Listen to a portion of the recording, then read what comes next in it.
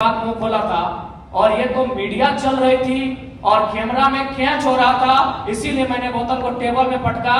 मां कसम हम किसी के मुंह में पटक दी। अगर आप चाहते हैं मेरे अंदर की आक्रामकता कम हो, आप चाहते हैं मेरे अंदर की उग्र भावना कम हो, तो आज प्रबुद्ध लोग बैठे हैं। आज माननीय मंत्री दीदी बैठी है, आज माननीय मंत्री महोदय बैठे हैं, मंत्री तीन मंत्री बैठे हैं, आज प्रदेश अध्यक्ष महोदय बैठे, सांसद महोदय बैठे हैं, झारखंड मुक्ति मोर्चा के खिलाफ पालनहार बैठे, आज विधायक मैडम बैठी है, यहाँ भी विधायक बैठे हैं, यहाँ भी एक विधायक बैठे हैं। ये लोग तय करें कि इस प्रकार का जुल्म, शोषण, अत्याचार एक आम व्यक्ति पे, यानी जो लोग हाशिए पर हैं, जो लोग निम्न स्तर पे हैं, उनके साथ अन्याय नहीं होगा। जयराम महतो प्रेम की कविताएं लिखेगा, इनकलाब की बातें नहीं करेगा। देखिए, हम भी एक पढ़ा लिखा छात्र हैं और वर्तमान में पीएचडी का स्कॉलर है। विनोद बिहारी महतो विश्वविद्यालय धनबाद से इंग्लिश लिटरेचर में पीएचडी कर रहे हैं। और बिल्कुल आज से 2 साल पहले मेरा ना ये कैरेक्टर था, ना मेरा ये व्यवहार था, ना मेरा ये स्वरूप था। लेकिन यदि आप पा रहे हैं कि मेरे अंदर आक्रामकता आई है, यदि आप पा रहे हैं कि मेरे अंदर कुछ हिंसक विचारधारा आई है, ठीक है, मैं स्वीकार करता हूँ, खुले मंच पे स्वीकार करता हूँ।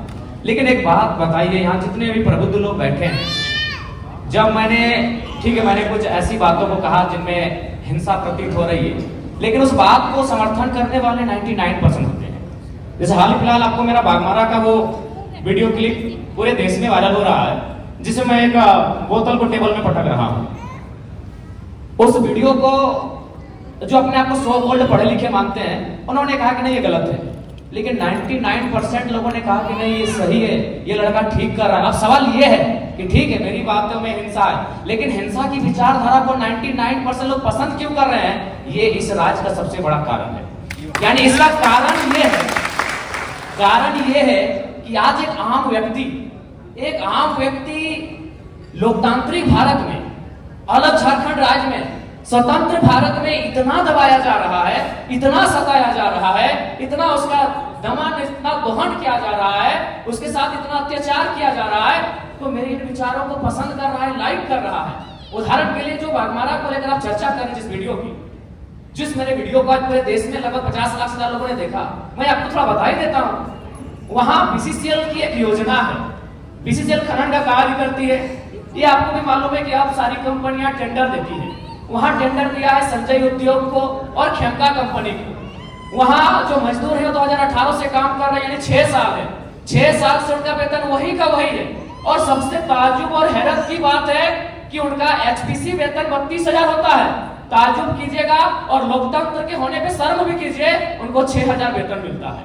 उससे भी ताज्जुब की बात है कि ना बीसीसीएल जिम्मेवारी ले रही है कि किनके वर्कर हैं, और ना ही खेमका और संजय उद्योग जिम्मेवारी ले रही है ये किनके वर्कर हैं। उससे भी ताज्जुब की बात है, उनको जो पेमेंट मिलता है 4,000 मिलता है, 6,000 मिलता है, वो पेमेंट ना बीसीसीएल दे रही है, ना संजय दे रही है, ना खेमका दे रही है। तो बताइए किसका खून नहीं खोलेगा?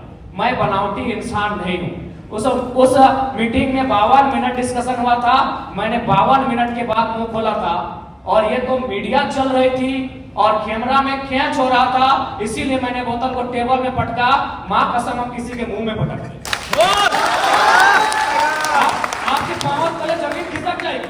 जब आपने छेड़ा है तो सुन लीजिए। यही विनोद बिहारी विश्वविद्यालय में एक कंपनी, एक एजेंसी ने टेंडर लिया है, मजदूरों को ज्वाइनिंग लेटर के साथ साथ रिजिग्नेशन लेटर पे साइन करा गया। इस भारत में कहां होगा यार? मैं आक्रामकता की बातें करता हूं, कारण कौन है? रिजिग्नेशन लेटर में साइन कराया गया है, कौन देगा उत्तर? भारत देश में 4 स्तंभ है कहने को, न्यायपालिका, कार्यपालिका, विधायिका, पत्रकारिता। कौन रिस्पॉन्सिबल है कि ज्वाइनिंग? ताज्जुब की बात है, ज्वाइनिंग लेटर भी मिला है और उनको साइन भी करा लिया है। क्या बोलता है रिजिग्नेशन लेटर? रिजाइन लेटर में भी साइन करवाया गया। और एक घटना गोमिया की, जब मेरा सभा था बेरमो में, वो लड़का आया, उसने कहा कि जो एजेंसी है उनको पेमेंट देना होता है 20,000, लेकिन मेरा शर्त है उनका कि 20,000 आपके अकाउंट में देंगे, आपको 8,000 रिटर्न करना होगा, नहीं तो नौकरी से निकाल देंगे। उसके बाद भी अगर आपका खून नहीं खोलता है तो आप बनावटी लोग हैं, असल लोग नहीं है। अगर आप चाहते हैं मेरे अंदर की आक्रामकता कम हो, आप चाहते हैं मेरे अंदर की उग्र भावना कम हो, तो आज प्रबुद्ध लोग बैठे हैं, आज माननीय मंत्री दीदी बैठी है, आज माननीय मंत्री महोदय बैठे हैं, मंत्री तीन मंत्री बैठे हैं, आज प्रदेश अध्यक्ष महोदय बैठे, सांसद महोदय बैठे हैं, झारखंड मुक्ति मोर्चा के खिलाफ पालनहार बैठे, आज विधायक मैडम बैठी है, यहाँ भी विधायक बैठे हैं, यहाँ भी एक विधायक बैठे हैं। ये लोग तय करें कि इस प्रकार का जुल्म, शोषण, अत्याचार एक आम व्यक्ति पे, यानी जो लोग हाशिए पर हैं, जो लोग निम्न स्तर पे हैं, उनके साथ अन्याय नहीं होगा। जयराम महतो प्रेम की कविताएं लिखेगा, इनकलाब की बातें नहीं करेगा। वो व्यक्ति का भी नाम बता देंगे, ऐसा नहीं अग्रेसिव गवर्नमेंट आनी चाहिए। और मेरा यही एग्रेशन मेरे मुझ में रहेगा, क्योंकि मैं ना संजय मेहता जी के तर्ज पे मैं बरी से आता हूँ, ना मैं चौपारण से आता हूँ, ना मैं गढ़वा से आता हूँ, मैं धनबाद से आता हूँ। मैं एक घटना सुनाता हूँ सुरेश महतो की, और विधायक मैडम बैठी है, हालांकि उस समय वो बहुत किस्सा पुराना है, वो झरिया विधानसभा की घटना है, वो भोरा क्षेत्र की घटना है। एक व्यक्ति, उनका नाम है सुरेश महतो, मैं उस कौम का बेटा हूँ। एक व्यक्ति थे, उनका नाम था सुरेश महतो, मैं उस कौम का बेटा हूँ। उनको मारा गया था, उनकी सांसें थी, उनके दोनों पांव को काटा गया था, उनकी सांसें चल रही थी, उनके दोनों हाथ को काटा गया था, उनकी सांसें चल रही थी, उनके दोनों आंख को निकाला गया था। इसीलिए मैं मीठी बात करने नहीं जानता, मुझे लगता है मैं उस क्षेत्र से आता हूं जहां हमने सिर्फ कत्लेआम देखा है। झारखंड हमने बनाया है भैया,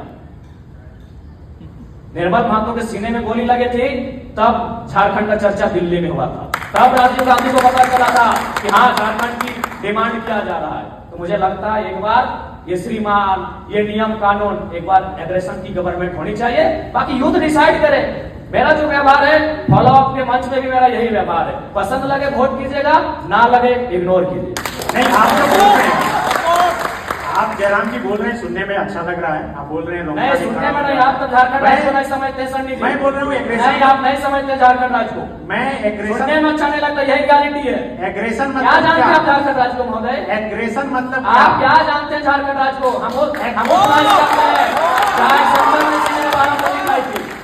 हम वो झारखंड जाते हैं जहाँ MP member of parliament Sunil Mahato ने 1 2 3 4 5 6 7 8 9 10 11 12 को दिखाई 3 सांसद ने। क्या सुनने में समझता है, तब झारखंड को नहीं जानते। एग्रेशन मतलब क्या है? एग्रेशन मतलब यही है कठोर डिसीजन, त्वरित कार्रवाई। आज कार्रवाई किस पे होती है?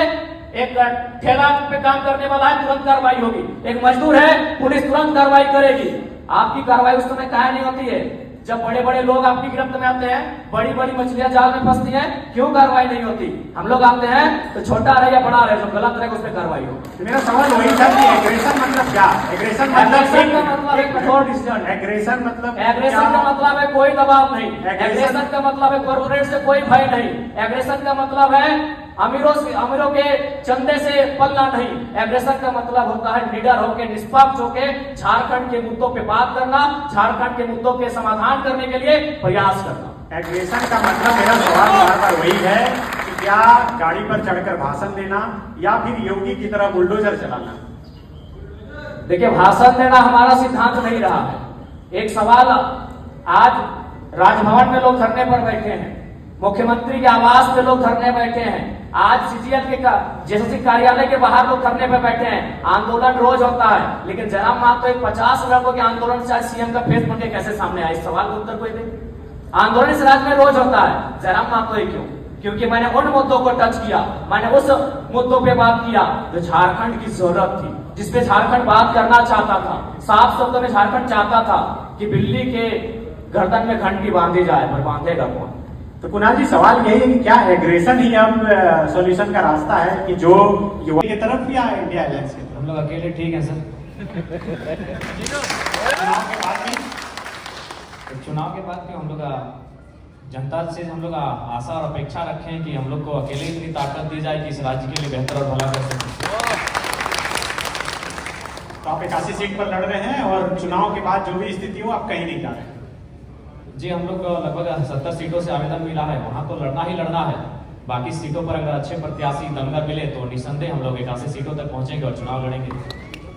चलिए, बहुत शुक्रिया आप तमाम अतिथियों का। अब नेक्स्ट सेशन आवाज आई कि आप कौन बोल रहे हैं? तो हमने कहा कि हम जयराम कुमार महतो बोल रहे हैं, वर्तमान में गिरिडीह लोकसभा लड़े हैं।